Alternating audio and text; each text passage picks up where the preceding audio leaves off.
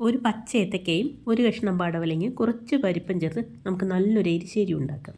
മറ്റ് കറികളൊന്നും ഇല്ലെങ്കിൽ പോലും ഇത് മാത്രം മതി വയറ് നിറച്ച് ചോറുണ്ണാൻ. നോക്കാം. 1 കപ്പ് പരിപ്പ് വേവിച്ചത്. ഞാൻ പീസ് പരിപ്പാണ് എടുത്തിരിക്കുന്നത്. നിങ്ങൾക്ക് ഇഷ്ടമുള്ള ഏത് പരിപ്പോ അതെടുക്കാം. പിന്നെ ഒരു കഷ്ണം പടവലങ്ങ, ഒരു പച്ച ഏത്തക്കായ, പിന്നെ ഇതിൽ അരച്ചിടാനായിട്ട് ഒരു 4-5 പച്ചമുളക് വേണം, 2 വെളുത്തുള്ളി വേണം, ജീരകം വേണം, പിന്നെ ഈ തേങ്ങയുടെ പകുതി മതി, അതായത് 1 മുറിയുടെ പകുതി, അരമുറി തേങ്ങ മതി. താളിപ്പിനായി ഉള്ളി, മുളക്, വേപ്പില ഇതുകൂടെ വേണം. കഴുകി വൃത്തിയാക്കിയ പടവലങ്ങയും ഏത്തക്കയും ചെറിയ ചെറിയ കഷ്ണങ്ങളാക്കി അരിഞ്ഞെടുക്കണം. കായ നേരത്തെ അരിഞ്ഞു വെക്കരുത്, കറ പിടിക്കും. അരിഞ്ഞ കഷ്ണങ്ങളെല്ലാം കുക്കറിലേക്കിട്ട് 1.5 കപ്പ് വെള്ളം ഒഴിക്കുക.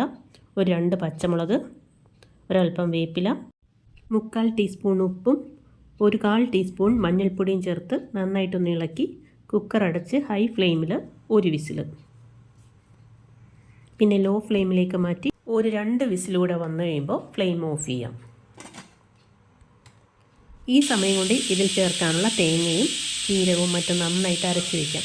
തരിയില്ലാതെ നല്ല മയത്തിൽ അരച്ചെടുക്കണം. ഒരു 15-20 മിനിറ്റ് കഴിയുമ്പോൾ കുക്കർ തുറന്ന് കഷ്ണങ്ങളൊക്കെ നന്നായിട്ടൊന്ന് ഉടച്ചു കൊടുക്കുക. ഗ്യാസ് ഓൺ ചെയ്ത് ലോ ഫ്ലെയിമിലാക്കിയതിന് ശേഷം വേവിച്ച് വെച്ച പരിപ്പ് ചേർത്ത് കൊടുക്കുക. ഉപ്പില്ലാത്ത പരിപ്പായതുകൊണ്ട് ഒരൽപ്പം ഉപ്പ് കൂടി ചേർത്ത് കൊടുക്കണം. നന്നായിട്ട് ഇളക്കി കൊടുക്കുക. ഇനി നല്ല മയത്തിൽ അരച്ച് വെച്ച തേങ്ങ അരപ്പ് കൂടെ ചേർക്കാം. ഞാൻ 1 മുറി തേങ്ങ ഫുൾ അരച്ചതാണിത്. പക്ഷേ ഈ കറിക്ക് പകുതി മാത്രമേ ആവശ്യമുള്ളൂ, അത് മാത്രമേ ഞാൻ ചേർക്കുന്നുള്ളൂ.